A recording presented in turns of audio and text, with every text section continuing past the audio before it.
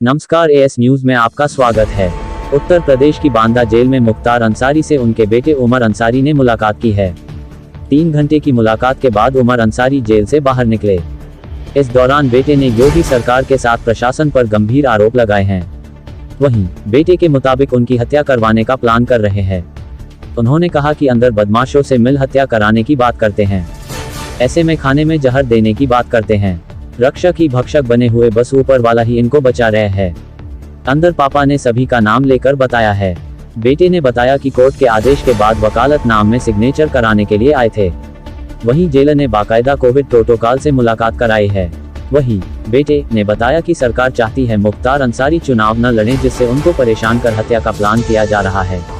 उन्होंने कहा कि उनके पिता को ठंड लग गई है, उनका स्वास्थ्य काफी बिगड़ा हुआ है, लेकिन कहने के बावजूद डॉक्टर उनका इलाज नहीं कर रहे हैं। वे सीनियर सिटीजन हैं, उनकी तबीयत बिगड़ गई है।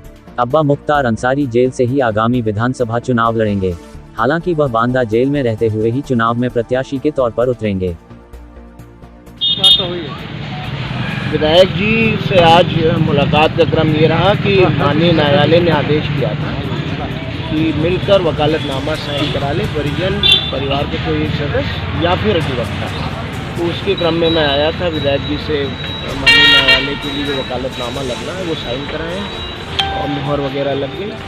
विधायक जी का स्वास्थ्य खराब है, काफ़ी बिगड़ा हुआ है, ठंड लग गई है बुरी तरह, और पोस्ट कोविड जितने ट्रीटमेंट्स उनको मिलने चाहिए थे वो सब मिले नहीं है। तो उसके कारणवश चेस्ट में काफ़ी इन्फेक्शन है, जिसकी वजह से खांसी है, और ठंड की वजह से ठंडे पानी से नहाना और सब तरह की चीज़ें। फिर भी विल पावर है, स्ट्रॉन्ग है, सारी चीज़ों को फेस कर रहे हैं। जिस तरीके का इलाज दिया जाना था, क्या वो इलाज नहीं मिल पा रहा? नहीं, इलाज के नाम पर तो सिर्फ ढोंग हो रहा है। आप 10 बार 20 बार कहेंगे तब जाकर एक डॉक्टर आएंगे और वो देखेंगे, और वो भी थर्मोमीटर लगाएंगे, बीपी नापेंगे और चले जाएंगे। 2022 का चुनाव बहुत नजदीक है। किस दल से चुनाव लड़ेंगे कि निर्दलीय चुनाव लड़ेंगे? क्या रणनीति रहेगी? ये सब वक्त आने पर बताया जाएगा। वो 4 बार ऑलरेडी जेल से रह के चुनाव लड़ चुके हैं। वक्त आने पर सारी चीज़ों का खुलासा। क्या माना जा रहा है कि इस समय जो चुनाव चल रहे हैं, आगामी विधानसभा आ रहे हैं और ये अंदर हैं, क्या बाहर आने की उम्मीद है?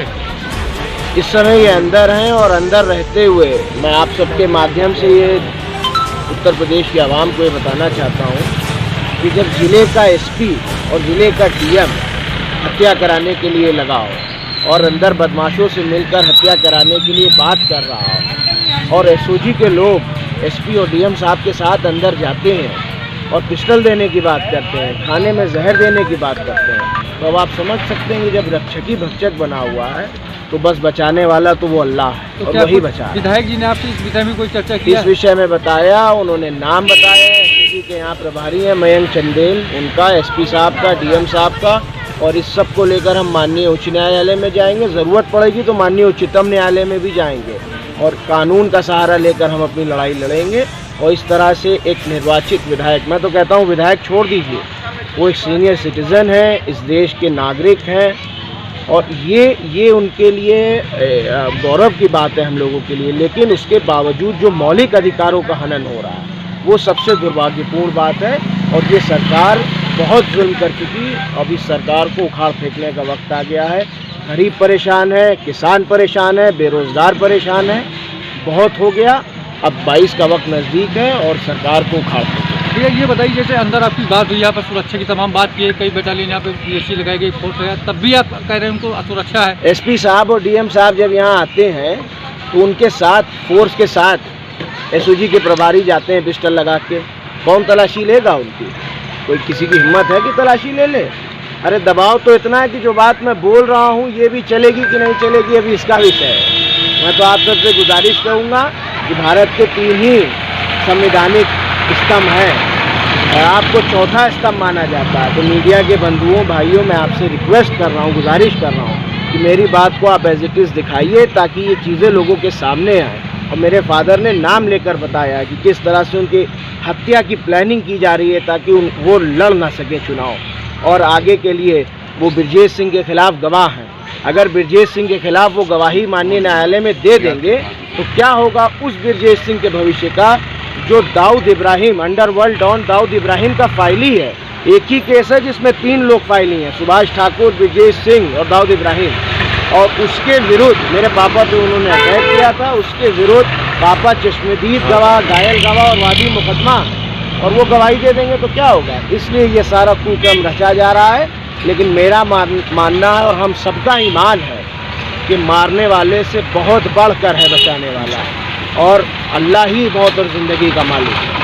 और अल्लाह जब तक ज़िंदगी भक्षक बना हुआ है तो बस बचाने वाला तो वो अल्लाह है, तो और क्या वही कुछ बचा है। विधायक जी ने आपसे इस विषय में कोई चर्चा की? इस विषय में बताया, उन्होंने नाम बताया, एसओजी के यहाँ प्रभारी हैं मयंक चंदेल, उनका, एसपी साहब का, डीएम साहब का, और इस सब को लेकर हम माननीय उच्च न्यायालय में जाएंगे। ज़रूरत पड़ेगी तो माननीय उच्चतम न्यायालय में भी जाएंगे, और कानून का सहारा लेकर हम अपनी लड़ाई लड़ेंगे।